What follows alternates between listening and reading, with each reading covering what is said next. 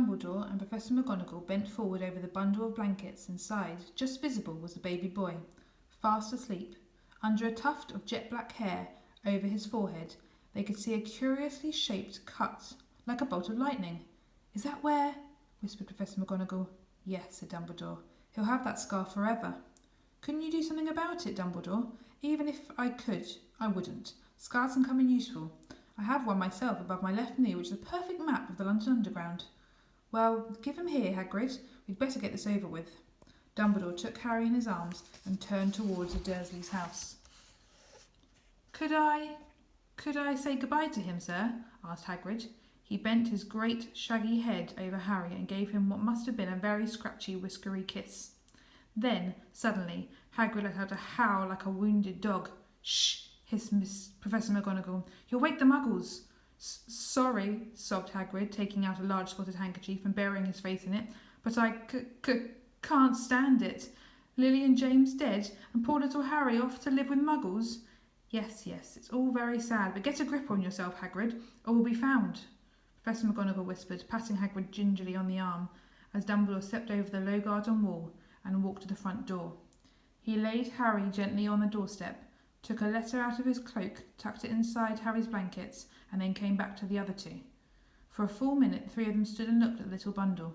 Hagrid's shoulders shook, Professor McGonagall blinked furiously, and the twinkling light that usually shone from Dumbledore's eyes seemed to have gone out. "Well," said Dumbledore finally, "that's that. We've no business staying here. We may as well go and join the celebrations." "Yeah," said Hagrid in a very muffled voice. "I'd best get this bike away. Good night, Professor McGonagall and Professor Dumbledore, sir." Wiping his streaming eyes on his jacket sleeve, Hagrid swung himself onto the motorbike and kicked the engine into life. With a roar, it rose into the air and off into the night. "I shall see you soon, I expect, Professor McGonagall," said Dumbledore, nodding to her. Professor McGonagall blew her nose in reply. Dumbledore turned and walked back down the street. On the corner, he stopped and took out the silver put-outer. He clicked it once, and 12 balls of light sped back to their street lamps, so that Privet Drive glowed suddenly orange, and he could make out a tabby cat slinking around the corner at the other end of the street. He could just see the bundle of blankets on the step of number 4. "Good luck, Harry," he murmured. He turned on his heel, and with a swish of his cloak, he was gone.